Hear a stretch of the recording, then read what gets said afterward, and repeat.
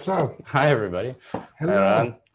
Today we are on page 582 of Kabbalah for the student, reading item 23. Yeah, Dan got shaved, so he's looking awesome. And also, I always think that there's a huge contradiction between now they put the nature video before we start. So Yeah. we move from the nature video to this studio. It's like how do you call it? Like dissonance. Yes, internal, very big dissonance. Okay, doesn't matter. Anyway, we're going into holiday seasons here, so no lessons till next week. We'll probably announce it in the end, but we'll have this lesson and then 2 weeks without one, and then we'll come back again. Okay, so let's begin. Last time we did a huge review, so we won't go into that again. Instead, we'll just go. Instead, we'll just review the 2 items we've done. We'll do like Overview. Yeah, overview very shortly, and then we'll go in depth into the structure of Parsuf. This is where we at. So, so we're talking about in the general process of how creation came to be. This is like above, from up downward axis.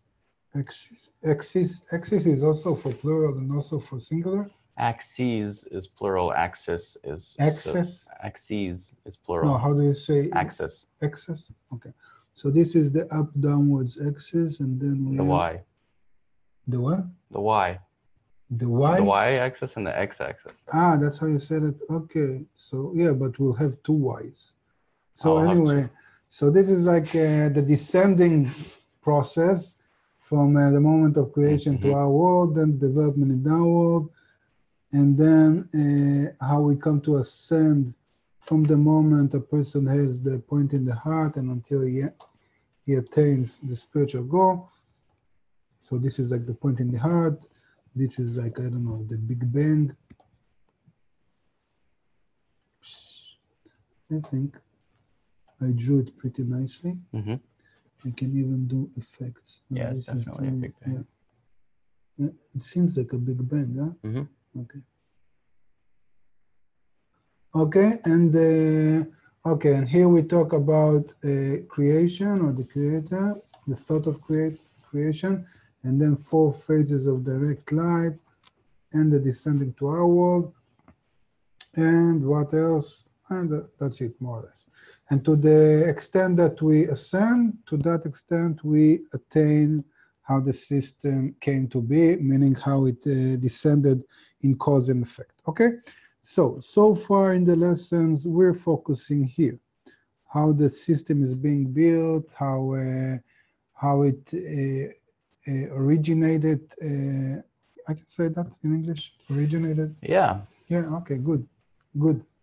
I hope I'm not inventing That's very words. Good. No. Sometimes I feel like my kids, when they speak, try to invent words. All words are invented. Yeah, all words are invented, whatever. Okay, so we've talked about the process here. In this process, in the beginning, the vessel was filled with the upper light. That was the world of Ein Sof. It was filled with the upper light. Then, let's do it quicker. Then it restricted itself, meaning nothing happened to the upper light. It has no change, just in the feeling or the perception of the creature. It felt darkness, meaning it felt the opposition and decided to disconnect from the upper light. And afterwards, it needed to find a way to connect with the upper light, to work with that, because the goal of creation is still to be filled. Because the thought of creation is to give is good and benevolent, meaning that it wants to fill the creatures with the upper light. Okay, so for that, this matter or the will to receive, what we call malchut, or we can also draw it as a black dot. It's the same, okay? These two drawings are the same. They come to express the same position of the tzimtzum. So after that, the black dot needed to work with the upper light. So the upper light continued to come because this is the goal of creation, to fill the creature. And then there was a striking, meaning it doesn't receive anything because of its opposition. This is called the masach, or the intention to bestow, or the force of rejection. And then the light was rejected. This is called Or Yashar. This is called Or Chozer. And then the creature did a calculation. How can it work in order to bestow? How can it receive in order to bestow? Okay. And this is called the Or Pnimi. And this structure would be called Partzuf.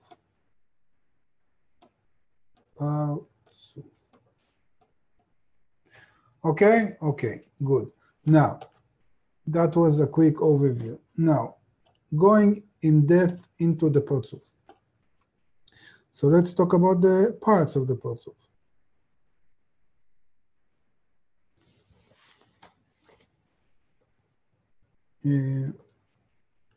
Okay.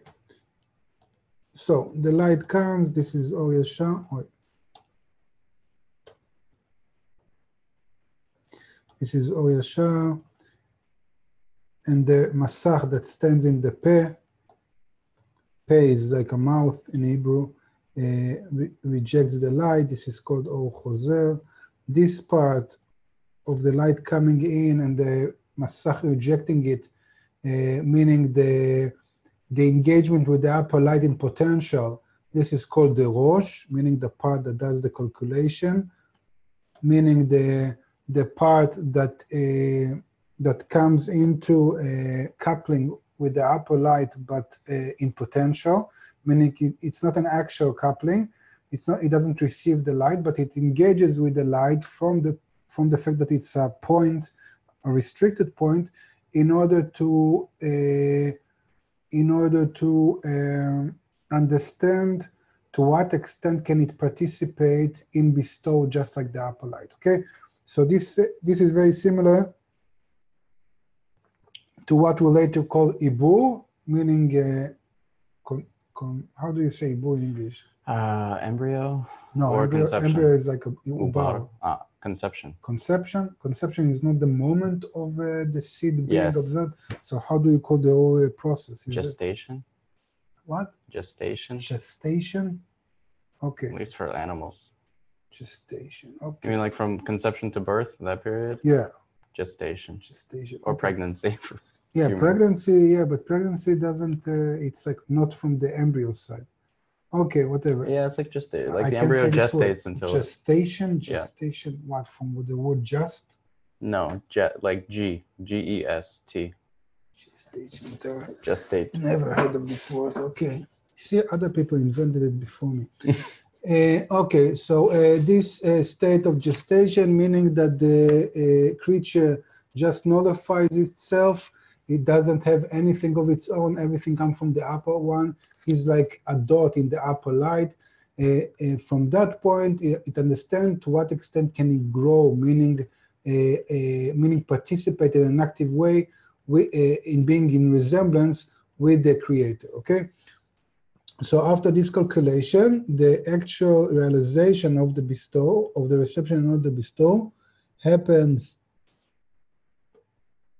in a part that is called guf, the body. No, I don't want to draw it here. This is like guf.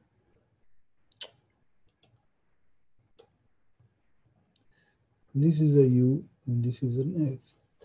Okay, so this is guf, and the part that receives the upper light, which is called now Or Pnimi, internal light.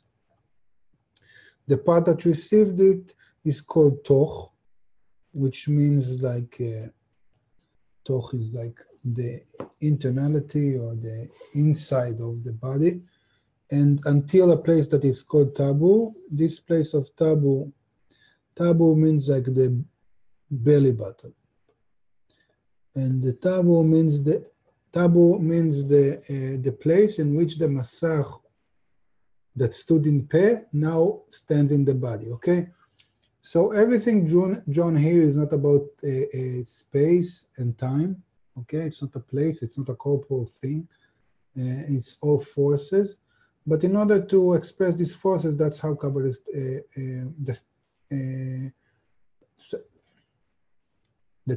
describe it. Yeah. So that's how Kabbalists describe it, okay? So this is the tabu, this is the place where the masach of the goof stands, until here the opnimi enters the body, the goof, and there is a place that is called sof, and in which end or limitation, in which the light doesn't go in, because I cannot use it in order to bestow. And the end of the sof is called siyum. That's it about terminology. Now, from all this upper light, just like Dan drew many times last time, from all this upper light that was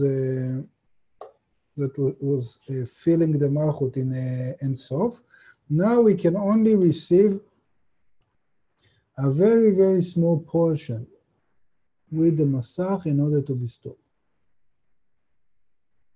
Like a thin line to compare to what it was. So the question is, what happens to all the light? What happens to all the light that didn't go inside? Okay, if this is what we received in the Toch, meaning here, as O Pnimi, so where all the rest of the light goes? So this is called O Mekif.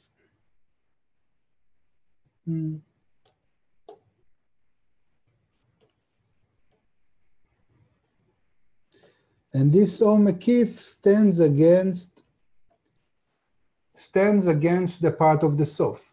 Because again, if the vessel was created with an infinite will to receive, then it will be filled with the infinite light. Then it's you can say that it's the exact measurement, meaning all the light that doesn't go in the Parzuf stays outside. This is called Or Mekif.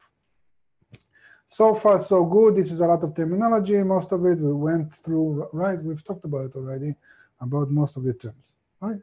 Yes. Yes, good. I'll review. Yeah, if not in this course, in previous courses. But we've talked about it. Okay. So now, this first Parzuf is called Galgalta. Galgalta. It's a name. Aramic name for Gulgolet, for a skull. Skull. Yeah. Okay.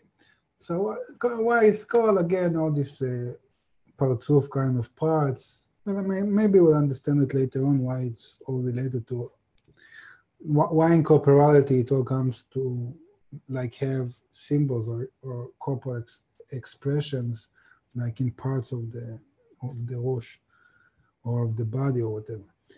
Okay, so this is called Galgalta. Now, after Galgalta,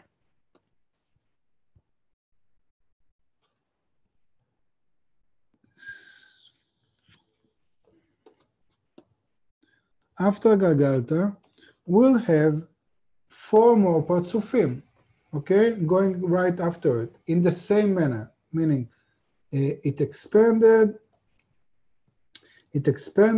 and then after its expansion, it stopped, and then another Parzuf expanded. So again, we'll have Rosh and Toch, and light going in. And then we'll have another Parzuf with the same principle.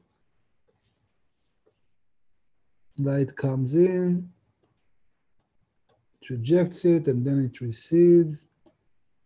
And then another parzuf with the same principle. Light comes, or yashar, or chozer is being rejected, and then or pnimi, and then another parzuf, which is actually only a rosh. And these parzufim are called ab, sag,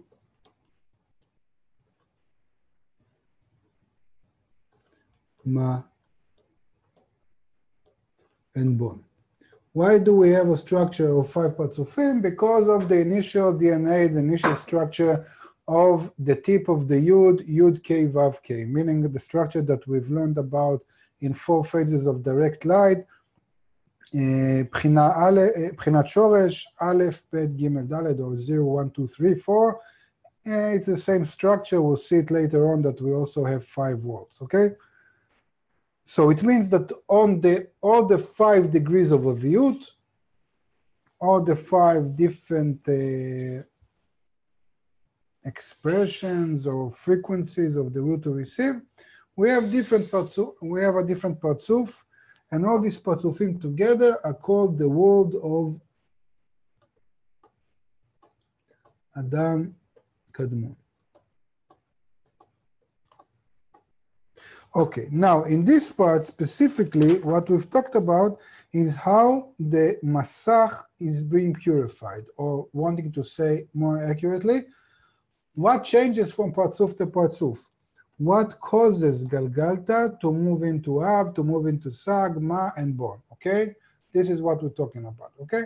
So what happens is what we've talked about last time, an action that is called bitush. Bitush is like a striking, unpleasant striking, like 2 forces striking something, okay? So what are these 2 forces of this bitush? It's called bitush pnim and makif, meaning the or pnimi and the or makif are beating one another. What does it matter?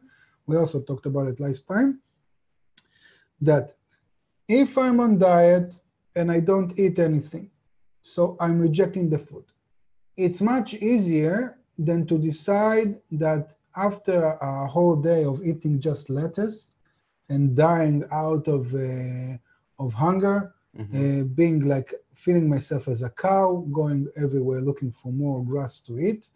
I come home, it's been a long day, and I take out the ice cream and I say, you know what? What's the flavor in my life? Yeah, like what's the matam b'chaim? Yeah, what's the meaning? What's the No, point? in English you say what's the meaning in life. In Hebrew it's like what's the flavor in life? Okay, like what is the. So I'm asking myself, what is the flavor in my life? And it's pretty clear that it's either Haagen-Dazs or Ben & Jerry's or something like that. And I'm saying, you know, I'm on diet, so I'll just take a small spoon. And when I take this small spoon and I set it in and I put it in my mouth, then my brain goes like poo, you know, like all this sugar and stuff, and the neurons go like blowing away. And I find myself finishing the whole bucket. Okay, it's a big bucket. Okay, so why is that? Because the pleasure coming in weakens the force of rejection, of resistance. Yeah, that's a better word. So it weakens the resistance, and now the whole bucket of ice cream that was out there, and before that I really resisted because it was after the fridge, it was closed in the fridge. I thought that I'm over it, and now this small spoon I took now opens up a new world of ice cream. Okay, yeah, like it multiplies the pleasure that is in the bucket, that it's outside of it, and pushes itself. Really, it's not my fault. It just forces itself on me. Okay, so you can either say that my internal desire is pulling it, or the pleasure forces itself. Doesn't matter. But what's very clear is that the force of resistance is gone. And that's how it is with everything. I don't know if you ever try to stop smoking. I've smoked one box, like a pack a day. Yeah, Winston Light. It was nice. Winston Light. Before people start like rolling all this stuff, like like this tobacco from rolling. It's like low quality, but it was nice. Instant Light, 18 years, and then after that I had to stop. It wasn't easy. There were moments that I almost smoked the grass, not the grass, the cool grass, the grass in the garden, you know. That was not nice. Okay, so the resistance force is gone, okay? So this is very similar to what happens here. The O pnimi goes in, and to the extent that I can receive it in order to bestow. But when it finished the action, after I take, if you take the allegory of the host and the guest, after I've tasted some of the dishes in order to bestow, suddenly all the meal on the table seems so inviting.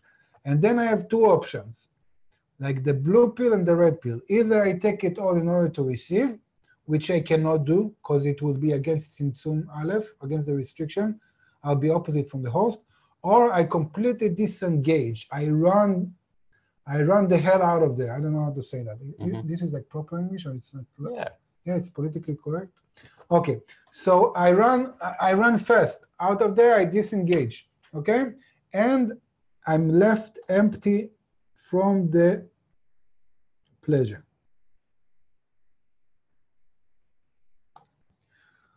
Okay, this is called the purification of the screen. הזדחכות המסך. Purification, it means it becomes pure. The force of resistance, the intention to bestow. Now, it's a very complex process. A lot happens here on the way out. We have a very good example about the trip to London, but that's in the next part when we'll talk about all the profits that we have from this process. But the Masach goes back to the Peh. The Malchut goes back to being a black dot, like being like an embryo. In the correction, it's called that the Malchut becomes like a virgin again. Okay, so every time it goes back to its initial state. So it called that it goes back into being a virgin again, then it couples with the upper light, with the creator, and they give birth, and then going back into being a virgin, or we call it sometimes like an embryo, that it goes back to being an embryo, then it's going into a state of suckling, growth, and again. But this is not for now, this is later on in the process of correction. But what I want to say for now, that it goes back into being a black point, and the process go over again. It starts over again, okay? And also in Ab, it does the calculation in the Rosh, it receives the O Pnimi, it has against the light that it didn't receive, it has this O Mekiv, and again a Bitush, and the light and the Masach purifies again. And again, the Malchut becomes a black point, it sets the restriction, it does the calculation, receives the light, and you have again the Bitush, O Pnimi, and O Mekif. You have the Bitush. Why am I drawing it here? Because the two forces are acting on the Masach. Again, the spoon I took of the ice cream and the bucket of the ice cream, both of them are acting, are pressing the resistance that I have in the action. And again, and again. So you see that it's a pretty recursive process. Someday maybe I'll do a course about recursive processes in nature, because this is very awesome. It comes from here, and also all of our nature is built upon recursive processes, even from social systems to animals to mutual stuff. It's a lot about recursive, very simple recursive process like fractals that go again and again and creating a self-resemblance. It doesn't matter. Yeah, remind me in the end, and then I go over the time. I always do that in the last 20 minutes of the lesson, and that's how we go over that. We don't have a clock this time. It's a problem. You should pay. You should pay attention to the clock. Okay. Okay. So anyway, this is a purification of the screen. Okay. Now, I want to say one last interesting thing. because now we're more in the technical terminology, kind of cause and effect level, like a very shallow level of understanding. But still, I want to add that because I think it's important. We should remember that it's always the same Malchut. Wanting to say that it's always this Malchut, always, also now, we always perceive reality through this Malchut of Ein Sof. And it's about this Malchut of Ein Sof that every time engages in the upper light in a different way. So you can imagine each Partzuf, a different level of Yud, as a different way of engaging. So if I love Dan and I want to express my love to Dan, I'm trying every way to find like holes, like water, to go into Dan and to express my love. So sometimes I'll bake him something. Other times I'll give him a hug. Other times I'll take him on a trip. I'll smile to him. So I always try to find different ways to engage in the maximum way I can bestow. So a lot of times there are questions, but if the Malchut sees that it cannot receives all the light in order to bestow, why does it keep trying?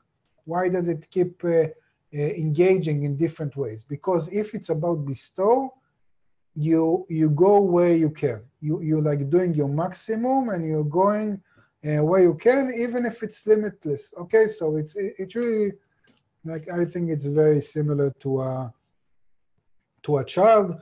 So when he's an infant, you can hug him and treat him and whatever. When he's a teenager, you are even fine with drilling him. You say drilling? In Hebrew, you say drill. You know, when a person comes to someone and say, why haven't you done this? Maybe you should do that. And then it goes like, mother, father, stop drilling my brain. You don't have this expression. Okay, in Hebrew, I know what you're saying. Okay, so in Hebrew, you say that the parents are drilling, but actually we know from psychological research that this drilling is important. Like digging? Yeah, like digging, yeah. So, so digging, okay. Digging, but on the teenager side, it's like digging with a drill. Yeah, with an air hammer. How do you call it in Hebrew? Jackhammer. Jackhammer. The one that goes. Yeah. Okay, that's the sensation on his side or her side. That is, yeah, I remember. That. Yeah, but it's some kind of connection. Okay, it's better than not having a connection. So you go where you can. Okay, so far that was what we're talking about now. Now, let's remember that setting aside, having said all that, it's all things that anyway we cannot really understand until we sense them, and that's why in our study we are mostly directed to the upper light that will come and correct us and will engage with the material in order to come closer to the Kabbalists. So we'll receive a new brain and a new heart, and from that we'll feel and understand stuff through the connection with the others and through them to the upper light. We'll go and read, and we'll take it from there.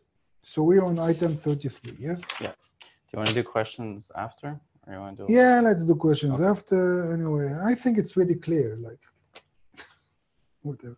We'll do questions after. Item 33 on page 582 of Kabbalah for the student. Item 33 of the Preface to the Wisdom of Kabbalah by Baal Sulam. Now we shall clarify the issue of the bitush, the beating of the or pnimi and the or makif on one another, which yields these the chechut, purification of the masach and the loss of the last pchina of aviyut.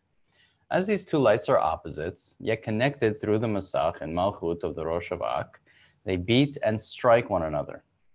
Interpretation. The zivug da'aka'ah in the peh, the rosh da'ak, in the masach, in malchut the rosh, called peh, which is the reason for clothing the or pnimi of Ak by the or choser that it raised, is also the reason for the exit of the or makif of Ak.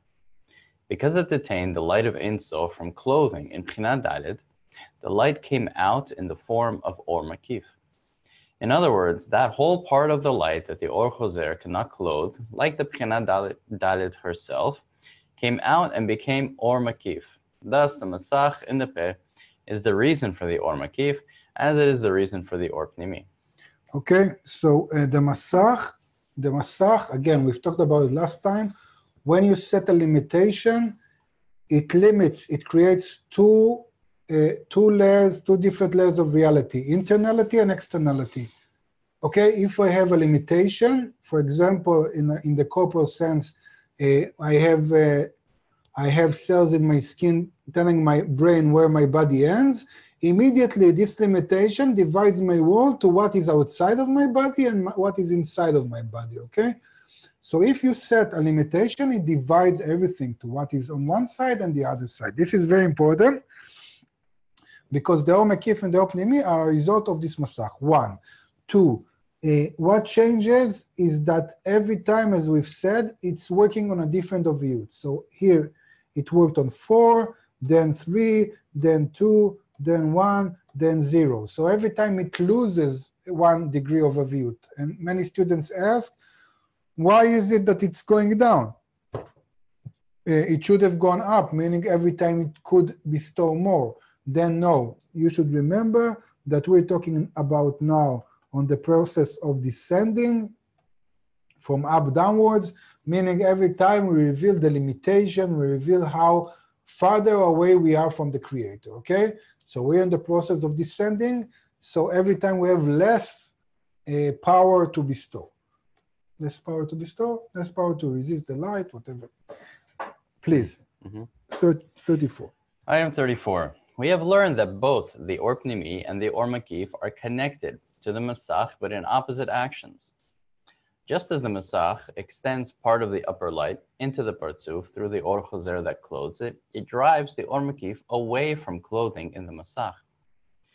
And since part of the light that remains outside as Or Makif is very large, due to the Masach that stops it from clothing in Adam Kadmon, it is considered that it strikes the Masach that removes it, since it wants to clothe within the Partzuf. In contrast, it is considered that the force of Aviyut and Kashiyut in the Masach strikes the Or Makif, which wants to clothe within it, and detains it, as it strikes the upper light during the Zivug. These beatings that the Or Makif and the Aviyut in the Masach beat on each other are called the bitush of the Or Makif and the Or Pnimi. Yet this bitush between them occurred only in the guf of the Partzuf, since the clothing of the light in the kilim, which leaves the Or Makif outside of the kli, is apparent there. However, this bitush does not apply to the 10 sfirot Rosh, since the Or Chozer is not considered kilim there whatsoever, but as mere thin roots. For this reason, the light in them is not regarded as limited Or Pnimi to the point of distinction between that and the light that remains outside as Or Makif.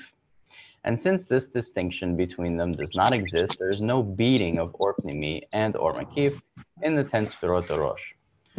Only once the lights extend from the Peh down to the 10 Sfirot Guf, where the lights clothe in Kilim, which are the 10 Sfirot of Or Chozer, from the Peh down, is there a beating there between the Or Pnimi inside the Kilim and the Or Makif that remained outside. Okay, so in the Rosh, when the connection is just in potential, the creature feels himself limitless, like a point in the upper light. So there is like no restrictions. It seems so calm, and I don't know how to imagine that. Calm and relaxed, like somebody's unmuted. Like come walk over the lake, something, because this is only in planning. But this is sometimes how we imagine spirituality to be, but we just restrict ourselves and everything is like shanti and everything is good. And then when you go into actual work, then you reveal the true nature. And then every time it's like a beating, because it's like the pleasure is on one hand, it's alive. So when it's alive, it's like when you have life, you have death. When you have pleasure, you have pain. When you have like a coupling, you have striking. So it's very intense. That's why it says that it's always beating, because the light wants to enter to the fullest extent, and the creature needs to limit itself and to receive it only in the right measure. This is a lot of action going on, okay? When you go into actual things, it's like trying to ride a, I don't know what, like rodeo or something, okay? So you have this, so in theory, it looks very nice, you know, you go, you sit, and you hold on, you know, and then you need to hold on, okay? So, so it's completely different reality, okay? Okay, 35. Item 35, page 583. This bitush continued until the Or Makif purified the Masach from all its aviyut and elevated it to its upper root in the Pedrosh. This means that it purified all the aviyut from above downwards, called Masach and aviyut the Guf, leaving it with only the Shoresh, the Guf, the Masach of Malchut Derosh, called Peh. In other words, it has been purified of its entire aviyut from above downwards, which is the divider between the Or Pnimi and the Or Makif, leaving only the aviyut from below upwards, where the distinction between the Or Pnimi and the Or Makif has not yet taken place. It is known that equivalence of form merges spirituals into one. Hence, once the Masach de Guf has been purified of all the aviyut de Guf, leaving in it only aviyut that is equal to the Masach of Pedrosh, its form was equalized with the Masach Derosh. Thus, it was integrated and became literally one with it, since there is nothing to divide them into two. This is considered that the Masach de Guf rose to the Pedrosh. And since the Masach de Guf was integrated in the Masach Derosh, it is re-included in the Zivug de Aka'ah in the Masach of Pedrosh, and a new Zivug de Aka'ah was made on it. Consequently, 10 new Sfirot at a new level emerged in it called Ab De'ak, or Partzuf Chochma de Adam Kadmon. This is considered a son, an offspring of the first Partzuf of Adam Kadmon. Okay, so after we had this drawing, okay, after we had this in Galgalta, and in the Toch, all the resistance, all the, you can say the oppositeness of the creature and the creator has been revealed, but the oppositeness not from the side, like not from the side of the, like not from the negative side, but from the positive side, meaning that just like a son grows up and he needs to be independent from the parents, so he needs to set himself as a different being, a different entity, okay? So here, while receiving, the creature had to stand against the upper light, and it's going against the creator, because the creator wants to feel all of reality with the light, and the creature is going like, no, you'll feel it only to the extent that they can be similar to you. And then after that, when it's incapable of going further ahead, it had to purify, going back into being a black dot. Here again, in being a black dot, like an embryo, just like we've said, it's again in complete similarity of form to the creator, in the sense that it has no will to receive, okay? So it's like the basic form of adhesion with the creator. And from here, it can do Zivug de Aka'ah on a lower degree of a view, the number 3, and go into the process again. That's basically it. And it is called a son, father and son in Kabbalah. It's like cause and effect, what comes out of the previous state. Now let's do some questions, and then we go further ahead. Please, we have verbal questions, or we'll go into text questions. 3, 2, 1. Missed. So, right. I'm here. Maybe. Okay. Too late. Sorry, No. too late. Oh, you're hard. You're hard, man. We'll have another chance. I'm sorry. Timing is everything. You wait. Yeah. All right, so I have a question from Dan. From Dan. Okay. No, I'm just kidding. Okay. That'd be fine. He does have some questions, but I guess we'll do that later. No, first question was... but Dan, you need to be sharper, you know, like, you know, Yeah, please. No, it's really hard when you like. No, when you you- have you- Trying to you- give my you- friends you- an opportunity. Trying to give my friends an opportunity. You give your friends Ah. the opportunity. Good. That's a good. It's like that game, you know, That's when you have very to, politically when you correct. have to, when the group has to count to 10 Okay. at the same, you know that game? Yeah. Like we play that all the time. Like when somebody, like you have like a group of people and you have to count to 10 and everybody has to say a number, but if two people say the number at the same time, then you're reset back to 1. Yeah. And you have to like, so that's the game. Let's see. I'm not sure what the lesson of that game is, but are Sof and Siyum part of the Kli or outside of the Kli? Yeah. Question from Mirdad. Yeah. They are part. Of course, they are part of the Kli. Again, the limitation of the Kli is part of the Kli. Without a limitation, without a part that is empty, without darkness, without deficiency, there would be no sensation of the creature. It will be completely immersed. Yeah, emergent is something else. Mhm. Immersed in the apple light. Thank you very much. I don't know what, now I started to do this English 20-minute stuff. I don't know what I'll do there without you. It's like I probably say so many wrong words in English. You have to, yeah, you have to hear it. Yeah, but it's only on YouTube, so they'll suffer. Oh, but native English speakers do that too. Like if you see a word like kernel Yeah. written out, you'll never pronounce it correctly until you Yeah. hear somebody say it. So everybody is gibbering, that's what you want to say? Yeah, it's just Okay. nonsense. Yeah, but Trump said something about correct English speaking. No, Well, then it must be we true. won't go there. Okay. No, that was the joke. Yes, please. So, question from Linda. So the tabur, the toch, and the orpnimi occur within the goof. If so, above what? Within the goof. Again, the The taboo. tabur, the toch, and the orpnimi occur within the goof. Of course. If so, above what? Above what? Above, again, what is above and below? There is no space. Above and below, meaning similar to the creator and against the creator. So if I go above my deficiencies, that all of my nature yearns, burning to receive in order to fulfill myself, and I go above that to bestow to the creator, I'm giving myself, I'm giving the sense of self, the sense of of me, I'm giving it up. I'm like setting aside everything that I think that I want for him. To that extent, it means that I go above my nature, above this emptiness. I resist the emptiness. You can say that I resist the emptiness, the sof, or you can say that I resist the apple light that wants to feel this emptiness. It's the same thing. Resisting the lack or resisting the pleasure, it's the two sides of a coin. It's just, it depends how we want to talk about it. But anyway, I'm resisting the nature, my instincts, my essence, in order to be in adhesion with the creator.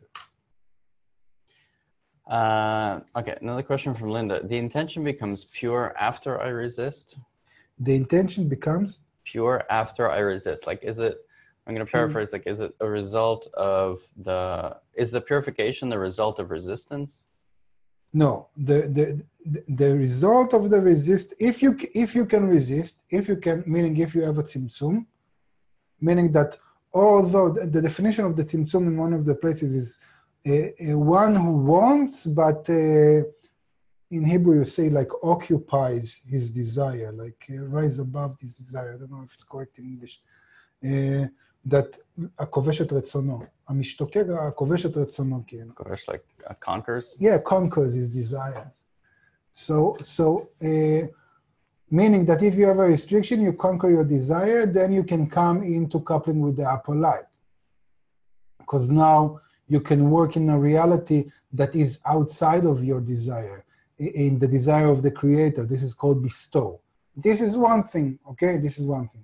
Now, when we talk about purification here, it means, oh, it's only the screen. Mm-hmm. It's okay. So it means that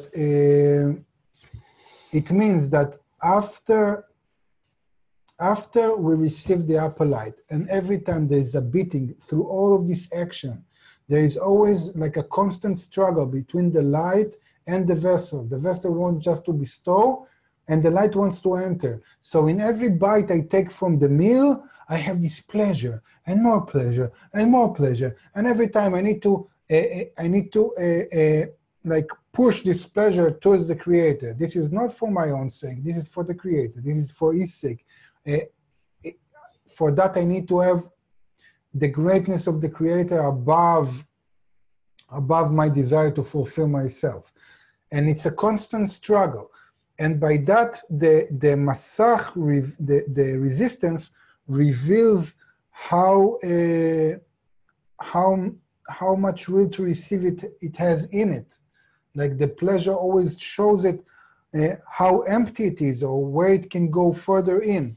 And then the action of purification here means to disengage completely from the desire again and going back to a complete restriction, that I have nothing of my own, I don't exist at all, I don't want to do anything, I just want to be in connection with the Creator, okay?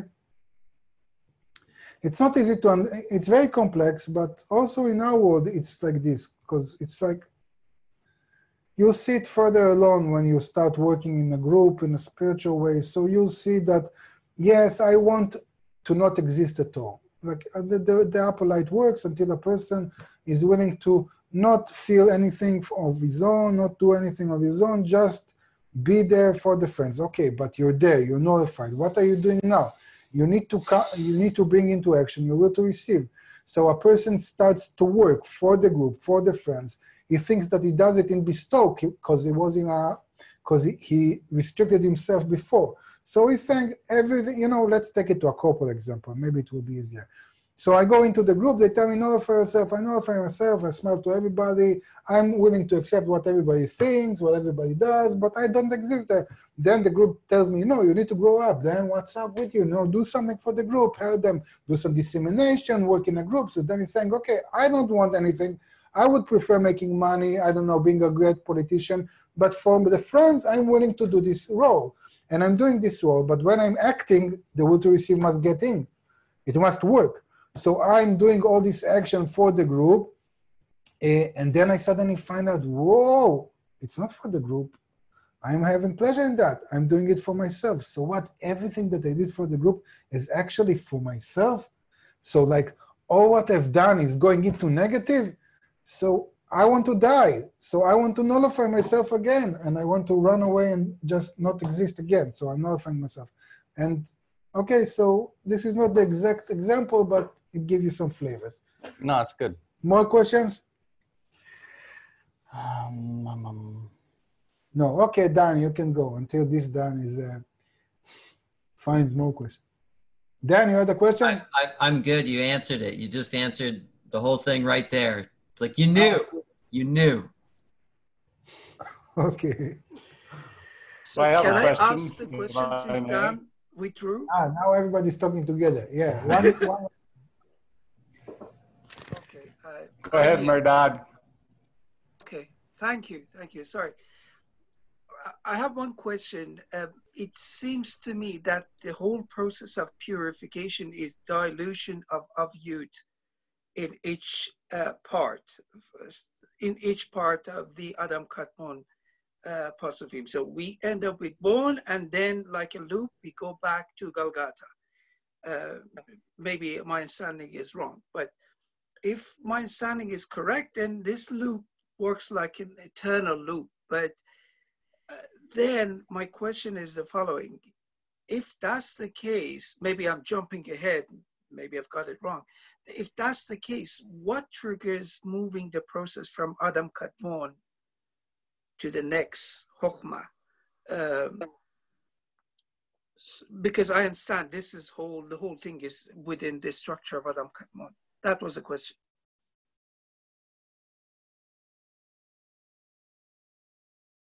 You good? I was in artillery forces, so my hearing is not is not the best. Yeah, everyone has his flaws. So basically, you've said an assumption that you said that it goes back into being a Galta again every time, and then you ask how it moves forward. First of all, it doesn't go back to being a Galta, it goes back to being a black point a dot, like the restricted malchut. And then it moves on from there. Galgalta is a certain state, so let's try to be accurate, okay? Now the process is not an eternal loop, like you've said. It's more like a spiral, okay? So you have like, the process is always moving in circles, but it's moving forward, okay? And what caused Ak to move forward? This is a big thing. We haven't got to it yet, okay? It's not so simple. We'll talk about it. You'll see later on. It's not, you can think that the Parzuf born is the last in the action and then it moves forward. It's not born. It happens here in Sag, and then a new reality reveals itself. We'll talk about it later on, okay? But just to make it more correct, it's a spiral, okay? Also in our life. Now we'll have Rosh Hashanah. You have all these Jewish traditions that symbolize spiritual actions. So you have a year. So a year in Hebrew is a Shana. It comes from the word change and also a recurring change. So you have a year, and in this year you have steps.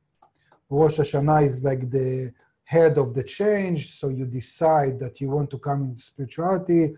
Then you have Yom Kippur, which is like the restriction. Then you have Sukkot, which is another action of working with the bad and the good together. And then you have all the other holidays. And next year, you'll go over the same process, but it's a different level. So it's always a spiral process, okay? But we'll talk about it later on. Okay, we had another question. Who was that? Ben. Ben. Yeah, that was me. So I noticed that there's some back and forth in the diagram. It's actually up and down, but I noticed that there's a similarity between that and the right and left line, where you go from back and forth from one to the other, ascending always. And I know that we're talking about descending now. So I'm just wondering if we're talking about the right and left line at all, or if I'm just way off base with that comparison. Question. So this can be confusing. So you're right to ask. 3 lines. When we talk about 3 lines, it's only from above downwards, because the essence of 3 lines, means that the creature has in his hands both the force of the will to receive and the will to bestow, and he's like riding them. He's balancing them in order to create this phenomena that is called the creator, which is the middle line. This is in a very shallow explanation. What does it mean 3 lines? Okay, from above downwards, there are no 3 lines because there is no creature yet. Okay, later on we can talk about creature. When we'll come to talk about the world of Atzilut, not sure if in Pticha, but in Tas, you talk about the world of Atzilut. So in a certain part in the descending from above downwards, you start to have a creature, even in the sense of a creature that is working in the system, even before our world. And here we'll start to talk about 3 lines. But now it's before the 3 lines. There are actually 2 forces now, the light and the will to receive, and they are acting upon one against the other. And of course that there is a back and forth, because if you have 2, you have a back and forth. You have one more dominant, the other is more dominant, and then the first one is less dominant, and they're working together. It's still not 3 lines.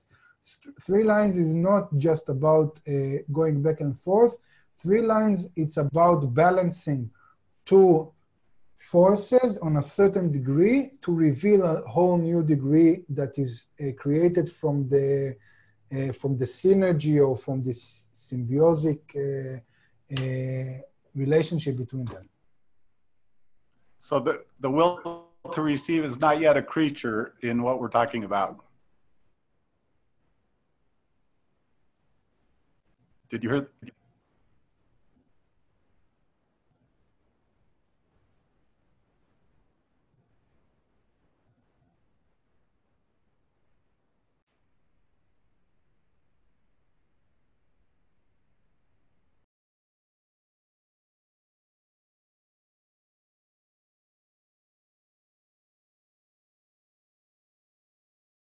We can't hear you, Iran or Dan.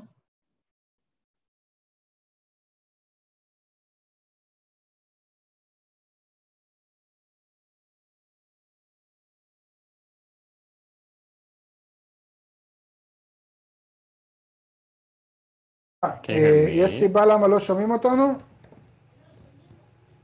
הם אומרים שלא Oh, שומעים. okay, now it's okay? Now it's okay, Ben? All right, got a lot of Okay. thumbs up, good.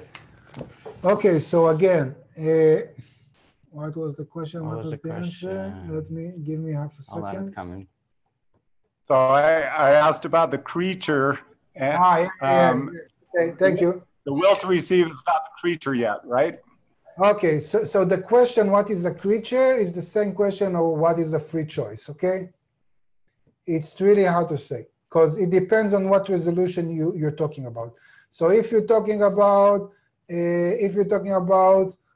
something that is outside of the creator, so you have a creature from the first phase, okay, from the moment of creation. If you're talking about a creature as something that can consciously react to the creator, so you have it somewhere in the world of Atzilut, maybe you can talk about Adam HaRishon. If you're talking about a creature as someone that is ready to realize his goal in adhesion with the creator, you can only talk about a person in our world with a point in the heart after millions of years of evolution in our world, after the descension. If you're talking about a creature that is actually aware or working consciously in spirituality, building the three lines, you can even not talk about someone in our world. You can also talk about someone that is in spiritual attainment from below upwards. I can go further on for another half an hour if you want. Because also in spirituality, if you're like an embryo and the upper one is working completely on you and you're just in nullification, does it mean that you exist on your own? We know in our world it's hard to determine when is the embryo considered a child, that you cannot do an abortion because it's a live thing. And so forth. And you can also say until the Gmar Tikkun, because what does it mean, Gmar Tikkun? Gmar Tikkun means the end of correction of the vessel. So you can say that until the Gmar Tikkun, you don't have a creature, because only when it finished the correction of the vessel, it can actually start working with the vessel in the 7th, 8th, 9th, 10th thousand, okay, what we call the secret of the Torah, which is above a reality of oppositeness, okay? So it's a complex topic, but you understand me, okay? Yes, more questions? No, let's go on. Okay, so basically we understood now. Wait. We have a question? We have a question. Nobody Alessandro, wants to read, yes. No, why does the world of Adam Kadmon start from Galgalta and not the other way around? Why start from the greatest, the max of youth? But I've talked about it. So this is a common question. We have it all the time. Why does it seem that we are moving in less bestow every time? Like we have less capability to bestow. Or why doesn't it get stronger? Why doesn't it get stronger? Yeah, why it's not increasing? Because again, we're in the process, we're here, we're talking in the descending. In the descending process, it means that the creature draws farther and farther away from the creator in oppositeness of form. Why is this important? Because you need to realize that all of the goal of this process is to reveal in what exact qualities or what exact capabilities the creature is opposite from the creator. It's like we want to scrutinize what is exactly the thing, the force that is opposite to the creator. This is very important because by revealing that, we understand, first of all, how to be independent when we go from below upwards in this process. And also we understand the creator better because we cannot, there's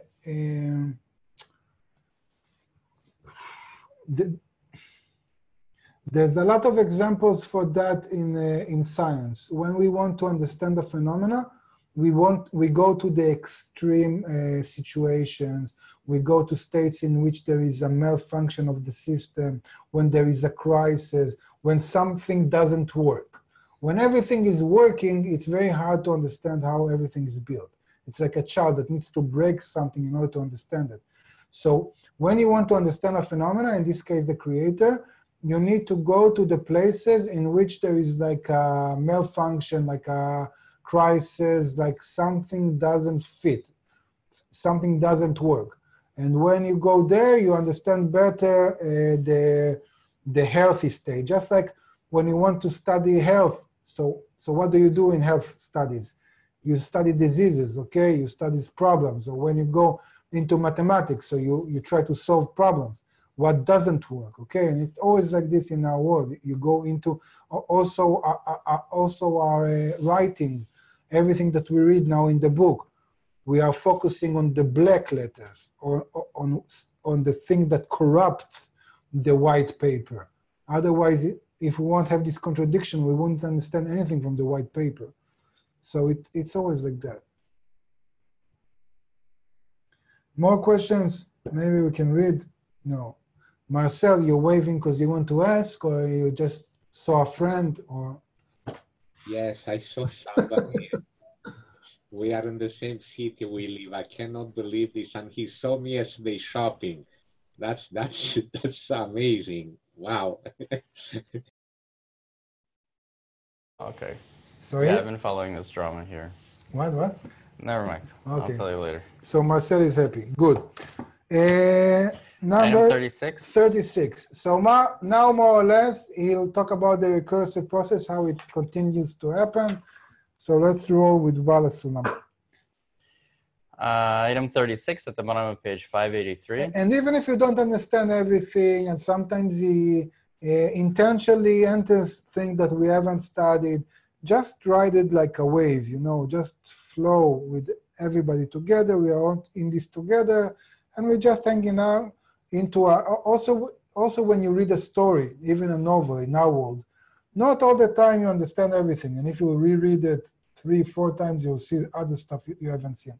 So, just go with the flow and understand that we just want to immerse into that. Immerse. I cannot immerse. Okay. Immerse ourselves. Immerse ourselves. Okay. 36. And after Partzuf Abda'ak emerged, complete with Rosh and Guf, the Bitush of Or Makif and Or Pnimi repeated itself there too, as it was explained above concerning the first Partzuf of Adam Kadmon.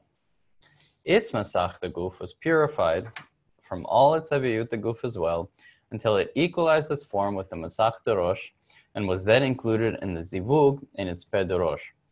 Subsequently, a new Zivug Da'aka was made on it, producing a new level of 10 Sfirot at the level of Binah, called Sag Da'ak. This is considered a son and an offspring of Partzuf Ab Da'ak, since it emerged from its Zivug in Peh de Rosh. And the Partzufim from Sag Da'ak downwards emerged in a similar manner. 37. 37. Thus, we have explained the emergence of the Partzufim one below the other by the force of the Bitush of Or Makif and Or Pnimi, which purifies the Masach de Guf until it brings it back to the state of Masach de Peh de Rosh. At that time, it is included there in a Zivug Da'aka, which unfolds in the Peh de Rosh, and through this Zivug emits a new level of 10 Sfirot. This new level is considered the son of the previous Partzuf. In this manner, Ab emerged from the Partzuf Keter, Sag from Partzuf Ab, Ma from Partzuf Sag, and so on, with the rest of the degrees in Nikudim and Abiyah. Yet, we should still understand why the 10 Sfirot Ab emerged only on Bchina Gimel and not on Bchina Dalet, and why was Sag only on Bchina Bet, and so on. Meaning that each lower one is inferior to its upper by 1 degree. Why did they not all emerge from on one level at the same, why did they not all emerge from one another at the same level? Okay, so everybody should understand this question because we're going to explain it. So again, just the question, why? Why did they not all emerge from one another at the same level? All the Partzufim. Okay, so why every time we have a less degree of Aviyut? 38. First, we must understand why the 10 Sfirot Ab are considered an offshoot of the first Partzuf of Ak, since it emerged from the Zivug in the Pederosh of the first Partzuf, like the 10 Sfirot of the Guf of the Partzuf itself. Thus, in what way did it come out of the first Partzuf to be considered a second Partzuf and its offshoot? Here you must understand the big difference between the Masach Rosh and the Masach Guf. There are two kinds of Malchut in the Partzuf. One, the Malchut HaMizdaveget, with the upper light by the force of the Masach erected in her. And two, what's called Malchut HaMisayemet, the upper light in the 10 Sfirot of the Guf by the force of the Malchut erected in her. By the force of the Masach erected in her. The difference between them is as great as the difference between the emanator and the emanated.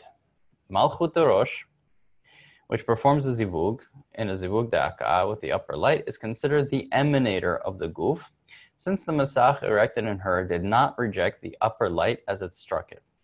On the contrary, through the Or Choser that it raised, it clothed and extended the upper light in the form of 10 Sfirot Rosh. Thus it expands from above downwards until the 10 Sfirot of the upper light clothed in the Kli of Or Choser called Guf. For this reason, the Masach and the Malchut of the Rosh are considered the emanator of the 10 Sfirot of the Guf, and no limitation and rejection are apparent in that Masach and Malchut. Yet, the Masach and the Malchut the Guf, that is, after the 10 Sfirot expanded from the Pederosh from above downwards, spread only down to the Malchut in those 10 Sfirot. This is because the upper light cannot spread into Malchut the Guf because of the Masach position there, which stops it from spreading into Malchut. For this reason, the Partzuf stops there, and the end and conclusion of the Partzuf are made. Thus, the whole power of the Tzimtzum and limitation appears only in this Masach and Malchut of the Guf. For this reason, the whole Bitush of Or Mekif and Or Pnimi is done only in the Masach of the Guf, as this is what limits and pushes the Or Mekif away from shining in the Partzuf. This is not so in the Masach Rosh, since the Masach Rosh only extends and clothes the lights, but the power of the limitation is still completely concealed in it. Okay, so the question is, why do the Partzufim come in a lesser degree and they are not equal? And he's saying, in order to understand that, first understand that there is a difference between the Malchut in the Peh and the Malchut in the Tabur. The Malchut in the Peh is called the coupling Malchut. It allows the light to go in. It's the reason why the light goes in. And the Malchut in the Tabur, it's the limitation. It's the ending Malchut. It's the restriction. That's why the Bitush is made on the Malchut the Guf. 39. It follows that by the force of the Bitush of Or Mekif and Or Pnimi, the Masach of the Malchut HaMisayemet, the ending Malchut, became the Masach, and the Malchut of the mating Malchut, the Malchut HaMizdaveget, once more. This is because the Bitush of Or Mekif purified the Malchut HaMisayemet from all its Aviyut Guf, leaving in it only fine Rishimot of that Aviyut, equal to the Aviyut the Masach the Rosh. It is also known that equivalence of form attaches and unites spiritual objects to one another. Hence, once the Masach the Guf equalized the form of its Aviyut to the Masach the Rosh, it was immediately included in it, and they became seemingly one Masach. In that state, it received the strength for the Zivug Da'aka'ah, like the Masach of the Rosh, and the 10 Sfirot of the new level emerged on it. Yet, along with the Zivug, the Rishimot of the Aviyut the Guf, which were in it from the beginning, were renewed in its Masach the Guf. And in that state, the disparity of form between itself and the Masach the Rosh included in it appeared in it once more. The acknowledgement of this difference separates and removes it from the Peh the Rosh of the upper one, since after it returned to its origin, from the Peh of the upper one downwards, it has become known. It could not continue to stand above the Peh of the upper, as the disparity of form separates spirituals from one another. It follows that it was compelled to decline from there to the place of the Peh of the upper downwards. Hence, it is necessarily considered a second entity with respect to the upper, even as the Rosh of the new level is considered merely the body of the new level, since it extends from its Masach the Guf. Thus, this disparity of form distinguishes them into two separate entities. And since the new level is entirely a result of the Masach Guf of the previous Partzuf, it is considered its offspring, like a branch extending from it. Okay, so I don't want to go into to a very deep resolution, but let's say in a very simple way, you have let's talk now about the Masachim. You have now the Masach. So I can work in order to bestow on the stack in the middle. Okay, so I have here of Yud of 4. And now I receive. So when I receive, now the force of reception is limited to number 4. Okay, I can only work with the stake in order to bestow, but I cannot accept more of the pleasure of the stake in order to bestow. So this is like the Masach of Guf, that now the limitation is being revealed in it. And when the limitation is being revealed, of course, we have the Bitush, just like we've talked before. And this Bitush, like he said, purifies itself. So I see that I cannot work with the stake anymore. I cannot work with the stake anymore. I'm saying I'm disengaging from the table right now, going back, and then I go back to the initial stage in which the Masach de Guf came back again to be like the Masach de Rosh. But now I found out that I cannot work with the stake, and the host keeps saying, you need to eat, you need to eat, you need to eat. I've made it all for you. So I'm saying, okay, so I'll work now not with 4, but with the fish, with number 3, okay? So I'm saying I cannot work with number 4, I'll work with number 3. But because 4 and 3 are not on the same, they are not the same of you, they are not on, they don't have similarity of form, it is considered that this Masach is going and standing against the Chazeh, against the chest of the previous one, okay? So if the previous one stood in the Peh, now this one stands in the Chazeh, it's called Chazeh. And then you'll have a Zivug de Aka'ah on a lower degree. That's why the Peh of the lower one is against the Chazeh of the upper one, okay? And here I didn't draw it correct. It's not exact. No, I was more accurate in.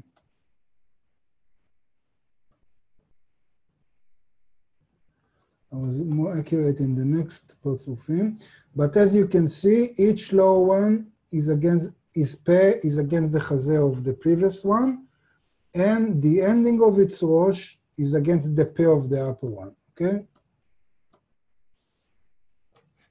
Wanting to say that the Rosh of the lower one is clothing on the body of the upper one. That's what he's saying here, okay? I don't know, we'll do questions or we do another item because it's like in the middle. Do we have questions on this?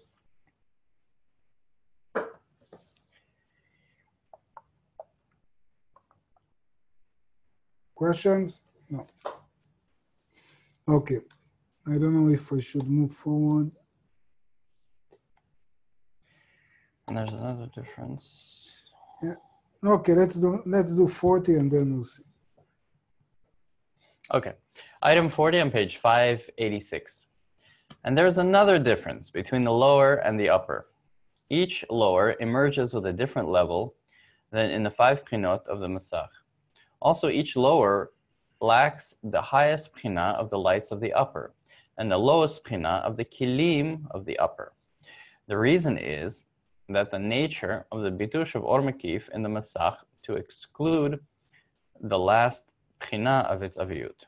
For example, in the first Partzuf De'ak, whose Masach contains all 5 levels of Aviyut down to Bchina Dalet, the Bitush of Or Mekif in the Masach the Guf completely purifies the Aviyut of Bchina Dalet, not leaving even a Rishimo, of that Aviyut.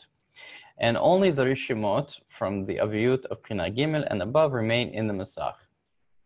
Hence, when that Masach is included in the Rosh and receives a Zivug Da'akah on the Aviyut that remained in its Rishimot from the Guf, the Zivug emerges only on Bchina Gimel de Aviyut in the Masach. And this is because the Rishimot de Aviyut of Bchina Dalet is gone from there. Therefore, the level that emerges on that Masach is only at the level of Chokhmah called Avaya de Ab Da'ak or Partzuf Ab Da'ak. We've already learned in item 22 that the level Chokhmah that emerges on the Masach of Bchina Gimel lacks the Malchut, the Kilim, and the discernment of the light of Yechidah from the lights, which is the light of Keter. Thus, Partzuf Ab lacks the last discernment of the Kilim of the upper, and the highest discernment of the lights of the upper. And because of this great disparity of form, the lower one is considered a separate Partzuf from the upper. Okay, so again, why is this process happening? It's happening because the Bitush purifies the last degree of Aviyut in the term that it cannot use it anymore. And then when it cannot use a certain Aviyut, the next Aviyut immediately pops up, and then you continue the process. This is one thing. And that's why Ab, as he said here, lacks the Kli of Malchut, Kli. And if you're lacking the Kli of Malchut, you're against it lacking the highest Or, which is the light of Yechidah. This is like light. Okay, so it lost the level of stake, like we said. And that's how each one would lose a previous degree. 41, and with that we'll conclude for today, because now 41 is just like a recursive. Mm-hmm. So 41. Similarly, once Partzuf Ab expanded in Rosh and Guf, there was a Bitush of Or Mekif on the Masach of the Guf of Ab, which is the Masach de Bchina Gimel. And this Bitush cancels and annuls the Rishimot de Aviyut of the last Bchina in the Masach, which is Bchina Gimel. It turns out that during the ascent of the Masach to the Pedorosh and its inclusion in the Zivug Da'akah, the beating occurred only on Aviyut of Bchina Bet that remained in that Masach, since Bchina Gimel had disappeared from it. Hence, it elicits only 10 Sfirot at the level of Binah, called Avaya de Sag Da'ak, or Partzuf Sag, lacking Zerampin and Malchut in Kilim and Chaya and Yechidah in lights. Okay, so Sag is now lacking 2 vessels, Malchut and Zerampin, and against it, it's lacking 2 lights. Okay, so if this one, if in Ab, let's do it like this. So if in Ab we were missing 1 vessel, Malchut, and no, I'll do it like this.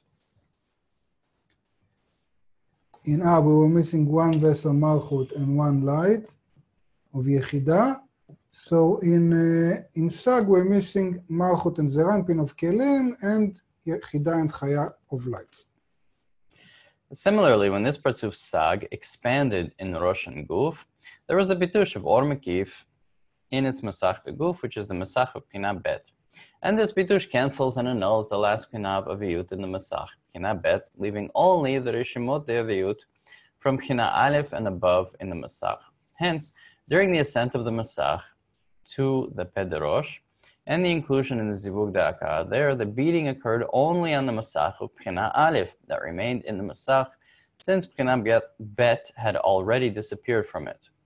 For this reason, it elicits only 10 Sfirot at the level of Tiferet, called the level of Zerampin, lacking Binah, Zerampin, and Malchut in the Kilim, and Neshama Chaya and Yechidah in the lights. Okay, so Partzuf Ma, Zerampin is missing Malchut, Tiferet, and Binah of Kelim, and Yechidah, Chaya, and Neshama of lights. Okay?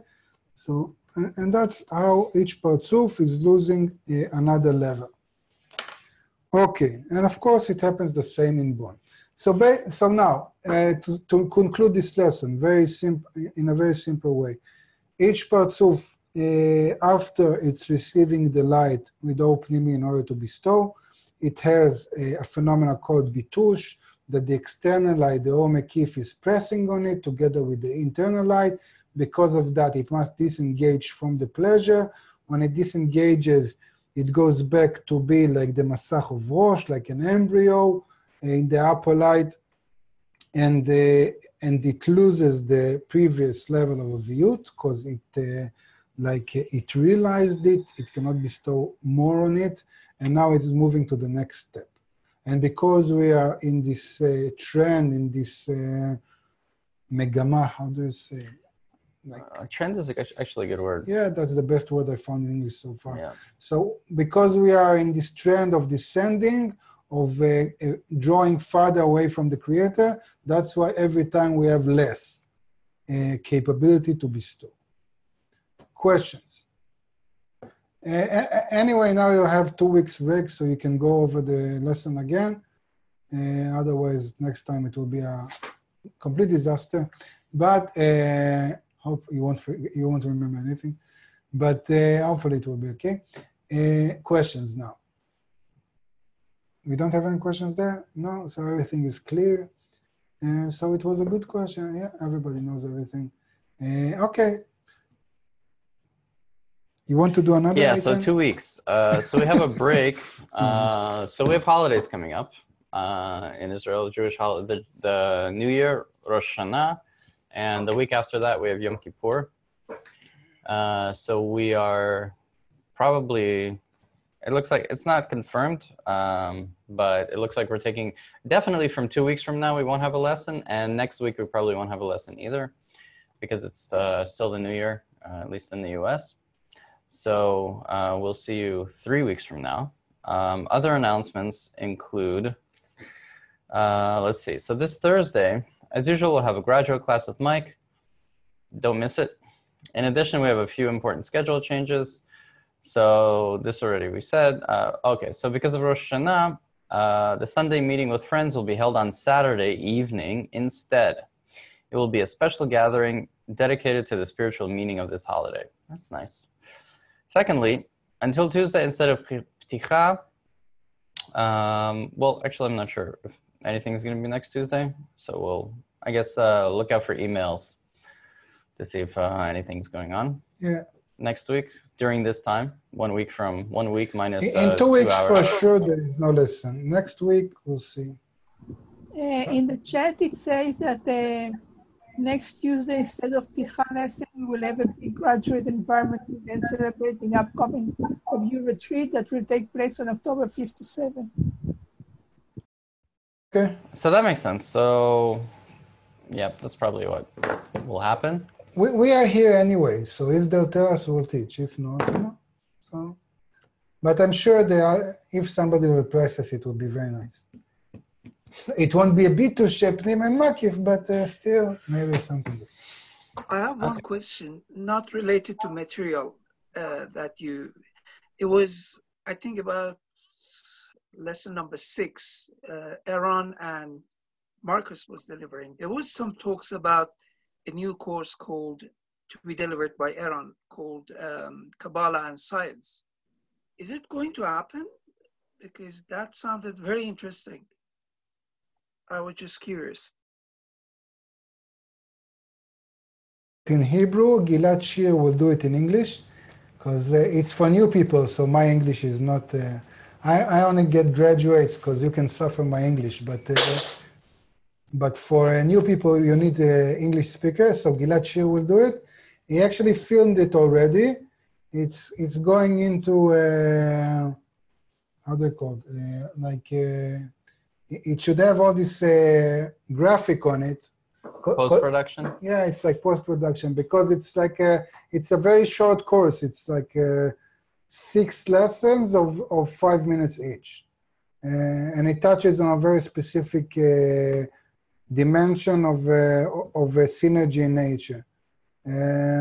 So we'll see how it goes. If it will be good, we have material for 20 more courses like that.